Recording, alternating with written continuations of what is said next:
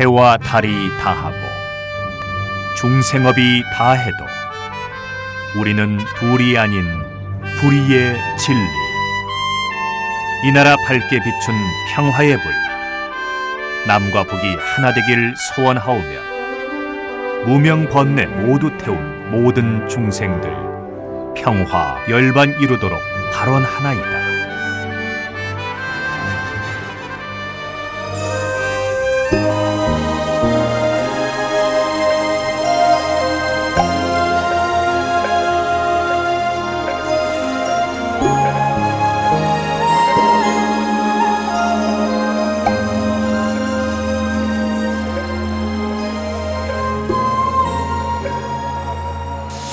오늘 우리가 가는 그 구례 지리산 천은산은 신라 때 창건된 그 고찰입니다.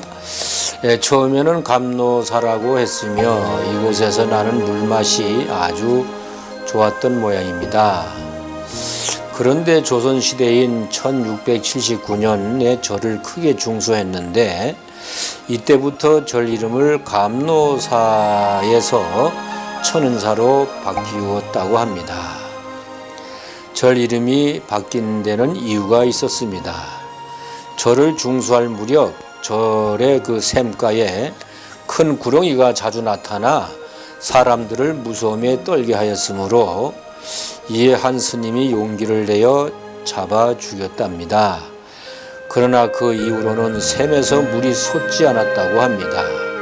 그래서 샘이 숨었다는 뜻으로 샘천자에 숨을 은자를 써서 천은사라는 특이한 이름이 붙였다고 합니다. 그런데 절 이름을 바꾸고 가람을 크게 중창은 했지만 절에는 여러 차례 화재가 발생하는 등의 그 불상사가 끊임없이 일어났고 마을 사람들은 입을 모아 절의 샘물을 지켜주던 이무기가 죽은 탓이라고 하였답니다. 얼마 뒤 조선의 4대 명필의 한 사람인 이광사가 천은사에 들렸다가 이런 이야기를 듣고는 마치 물이 흘러 떨어질 듯한 필체로 지리산 천은사라는 글씨를 써주면서 이 글씨를 현판으로 일주문에 걸면 다시는 화재가 생기지 않을 것이라고 하였답니다. 신기하게도 이후로는 화재가 일지 않았다고 합니다. 오늘 가시면서 일주문의 현판을 잘 보시기 바랍니다. 일주문을 지나 맑은 물이 흐르는 계곡 위로 무지개 다리가 놓여 있는데 이 계곡 위에 놓인 다리를 피안교라고 합니다. 피안교 위에는 아름다운 수홍루가 있습니다. 피안이란 온갖 번뇌에 휩싸여 생사윤회하는 고해 이쪽 언덕에서 열반의 저 건너편 언덕을 뜻하는 말입니다. 그곳은 아무런 고통과 근심이 없는 불보살의 세계입니다. 따라서 피안교란 열반의 저 언덕에 도달하기 위해 건너는 다리를 뜻하고 있습니다. 우리들이 사찰에 갈 때 피안교를 건너는 것은 세속의 마음을 청정하게 씻어버리고 진리와 지혜의 광명이 충만한 불보살님들의 세계로 나아간다는 것을 의미합니다. 천은사도 그 아미타불을 모신 극락보존이 주정각입니다.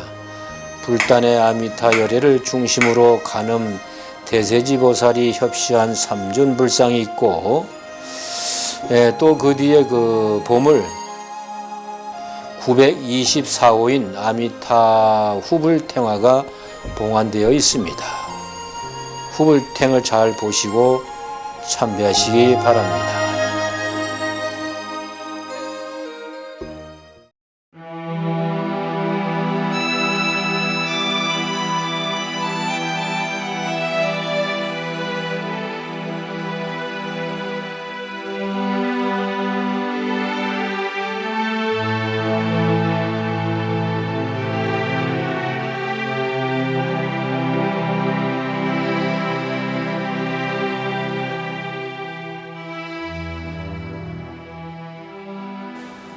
오늘의 그 법문은 나를 찾는 108기도문 62배에 대한 법문입니다.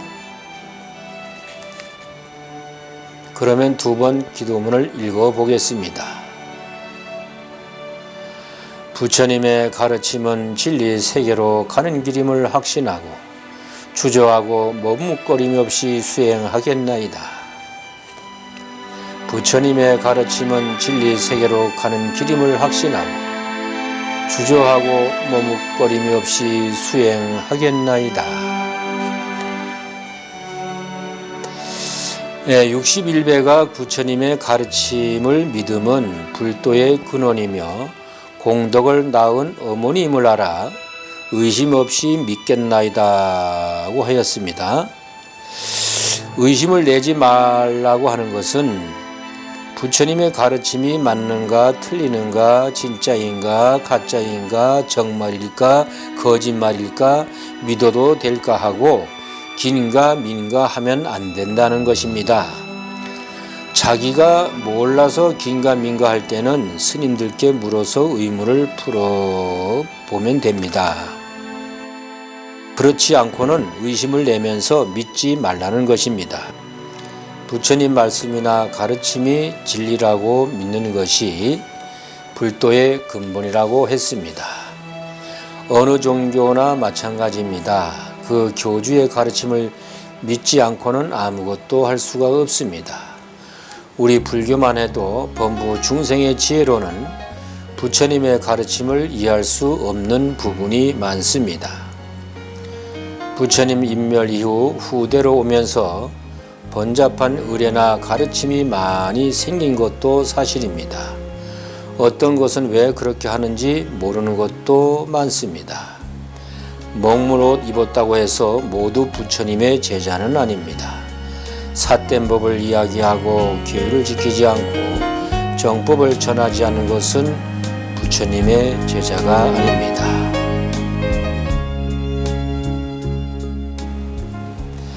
이런 가운데서도 눈 밝은 스승을 만나서 정법을 바로 배우는 것이 정말 중요합니다. 좋은 스승의 가르침은 의심 없이 믿어야 합니다. 그래서 부처님의 가르침은 진리 세계로 가는 길임을 확신하고 주저하고 머뭇거림이 없이 수행해야 하는 것입니다. 근기가 낮은 분들 뿐만 아니고 상근기인 분들 중에도 경전을 읽으면서 알쏭달쏭한 것이 많아서 여러 가지 다른 해석이 나오기도 합니다. 하엄경 현수보살품에서는 대승불교의 가르침을 믿는 것은 어렵다고 했습니다. 믿는 것도 어려운데 이것을 행하고 이해하기는 더 어렵다고 했습니다.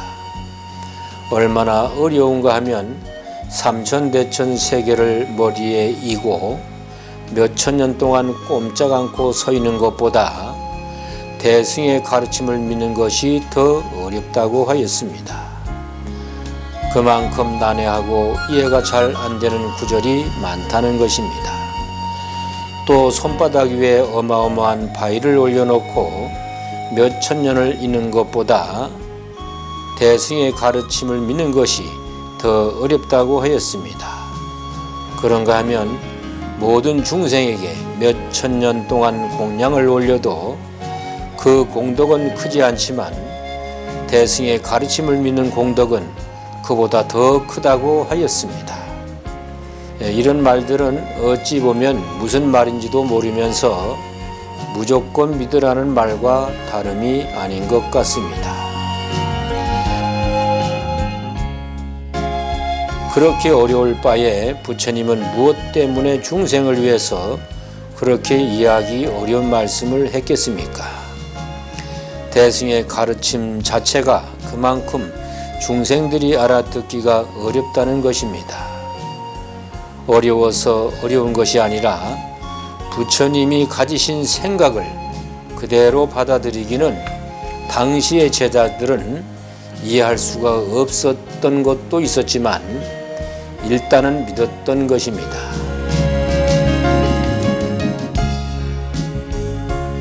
지금은 그 수없이 많은 눈 밝은 스승님들이 해석하고 또 풀이하고 해서 대부분 이해를 하고 믿지만 당시만 해도 부처님의 가진 사상은 아마 이해 불가였을 것입니다.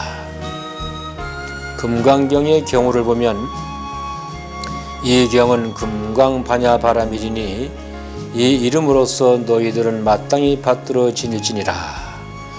그 까닭이 무엇인가?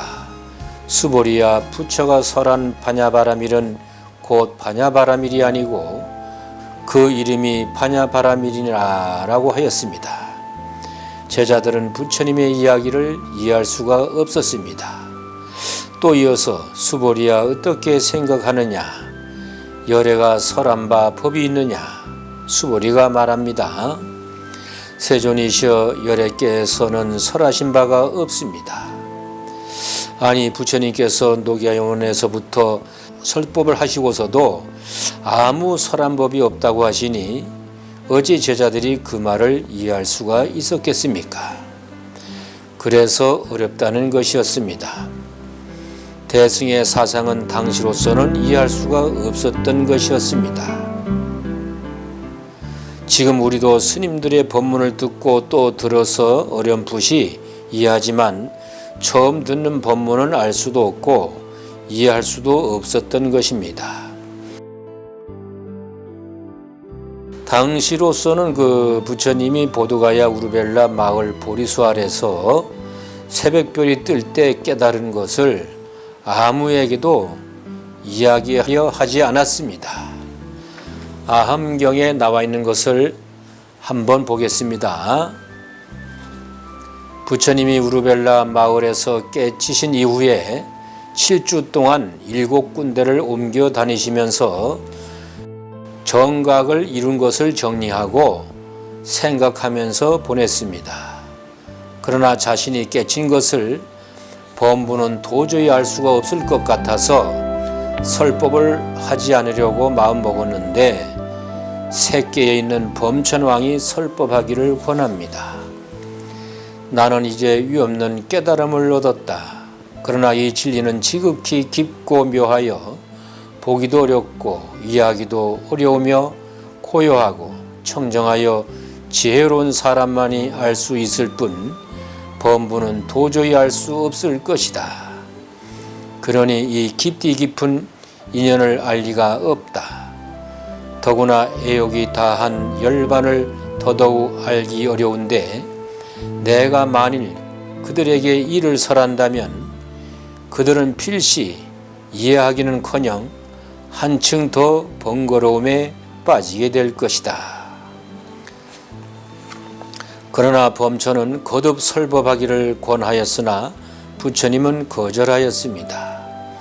이에 부처님은 마치 연못 속의 연꽃도 진흙 속에서 막 나온 곳도 있고 수면 위로 올라오지 못한 곳도 있고 또 수면에 올라왔지만 활짝 피지 못한 것이 있는 것처럼 중생들도 번뇌가 적은 이, 감각이 날카로운 이 등등이 있어 가르치기 쉬운 이도 있고 또 어려운 이도 있다고 하시고 다시 말했습니다.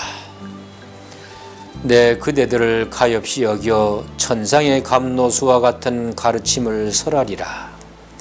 이 가르침은 묘하며 알기 어려우니 믿어 받아지니며 즐거이 듣는 이를 위해서는 설법하겠지만 번거로워하고 아무런 이익도 얻지 못하는 이에게는 설법하지 않으리라 라고 하였습니다. 당시 그 인도에는 많은 수행자, 사마나들이 있어서 누구의 도움 없이 스스로 깨달음을 이룬 성자들도 많이 있었습니다. 이들 중에는 숲속의 은둔자들로 홀로 고행하고 스스로 깨달은 바를 말하려 하지 않는 고립 독선의 이기적 수행자들도 있었습니다. 이들을 빠째가 붓다 또는 벽집을 독가, 독성각이라 하였습니다. 부처님 역시 당시에 이런 운동적 사고가 있었음을 알 수 있습니다. 내가 깨친 이것을 과연 알아들을 수 있을까 하고 회의하는 것이 바로 그것입니다. 이것을 보면 부처님도 상상을 초월하고 숨어서 홀로 살까 아니면 내가 깨친 이 법을 가르치고 전해야 할 것인가 말 것인가를 수없이 고민했음을 경전에는 악마와의 대결로 나타내고 있습니다. 그리고 부처님은 자신이 처한 시대적 상황에서 과감하게 뛰쳐나와 마음속에 악마를 누르고 전법을 결심합니다. 경전에는 이것을 항마, 악마의 항복이라고 하였습니다. 부처님이 성도하시고 이곳에서 선정에 들어 가만히 생각하셨습니다. 나의 이 깨달음은 납득하기도 어렵고 이해하기도 어려우며 깨닫기도 어렵고 알기도 어려우며 지극히 미묘해서 지혜로운 사람만이 깨달아 알 수 있는 것이니 먼저 누구를 위해 설법하면 좋을까 하고 생각해 보니 출가 후 처음 만난 알라라 칼라마 선인이 생각나는데 허공에서 천자가 알라라 칼라마는 7일 전에 죽었다고 합니다. 부처님은 과연 누가 이 가르침을 듣고 해탈할 수 있을까 하고 생각하니 함께 고행님에서 수행하던 5 비구가 생각났던 것입니다. 저 5 비구가 서북조 바라나시의 사르나트 녹야원에 있는 것을 알고 그들에게 먼저 가기로 합니다. 인도 달력 6월 7월 아사르 하월 15일경 새벽에 의발을 챙겨서 보드가야 우르벨라 마을 보리수 나무 아래서 출발하였던 것입니다. 6년간의 고행과 수행의 길이 끝나고 45년간의 전법의 머나먼 설법의 길을 떠났던 것이었습니다. 부처님이 처음 깨친 것을 설법하지 않으려 하였던 것은 내가 깨친 이것을 과연 다른 사람들이 믿어줄까? 안 믿어줄 것이 뻔하니 쓸데없는 짓거리 하지 말고 나 혼자만이라도 즐거움, 연락에 빠져있는 것이 낫겠다고 생각했던 것입니다. 그만큼 어렵다기보다 전혀 이해하기가 불가능했던 것을 부처님은 깨친 것입니다. 그리고 아함경에도 이런 말이 있습니다. 늙었을 때 계율은 좋은 것이요 믿음은 좋은 안식처가 된다. 지혜는 사람의 보배요 공덕은 도둑에게도 빼앗기지 않는다고 하여 믿음은 좋은 안식처라고 하였습니다. 믿음이 굳건하면 안락함을 준다는 것입니다. 불교에서의 믿음은 바로 부처님에 대한 신뢰의 감정이 있다는 것입니다. 인간관계에 있어서도 신뢰는 갑자기 생기는 것이 아니고 긴 시간 동안 인간관계에서 차츰차츰 생겨나기도 하고 또는 상대가 믿음직한 행동을 했을 때 상대에 대한 신뢰가 생깁니다. 마찬가지로 부처님이나 스님들의 가르침이 신뢰할 때 믿음이 생기는 것입니다. 내가 직접 접촉해서 신뢰가 생긴 것이 아니라 천수백 년 동안 수없이 많은 수행자들이 그 신뢰를 증명해 놓았기에 내가 부처님을 믿는 것입니다.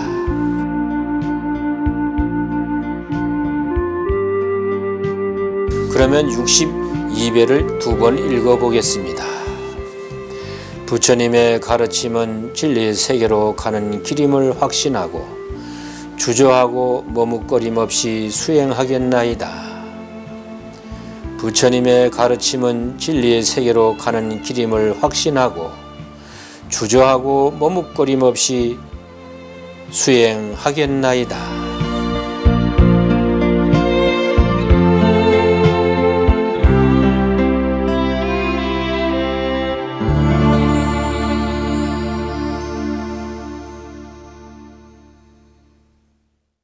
전남 구례군 용방면에 살고 있는 삭스레이마이 간의 인연을 맺기로 합니다. 김은숙은 삭스레이마이가 한국 여성 농업인으로 정착하고 행복하게 살아가도록 사랑의 후견이 되겠으며 삭스레이마이는 김은숙이 건강한 도시 생활을 영위할 수 있도록 기도드리겠습니다. 또한 앞으로 두 사람은 상담과 상호교류 등 다양한 만남을 통해서 농촌 사랑을 실천하고 불가의 인연을 소중히 할 것을 약속드립니다. 불기 2555년 11월 3일 광주 북구 오치동 김은숙, 전남 구례군 용방면 싹스레이 마이, 대한불교 조계종 제19교구 천은사주지 연관, 백과산사 순례기도의 해주 선무계장. 예, 인연 맺기 증서 제117호, 내용은 전과 같습니다. 대한불교 조계종 19교구 천은사주지 연관, 백과산사 순례기도의 해주 선무계장. 자, 이번 네 분에게 그러면 네 분 다 나가주시고 최창수 지부장님께서 금일봉 전달해 주시고 구례농협 이성수 조합장님께서 축하의 꽃다발을 전해 주시겠습니다. 네, 꽃다발 가지고 나오시죠, 조합장님. 네.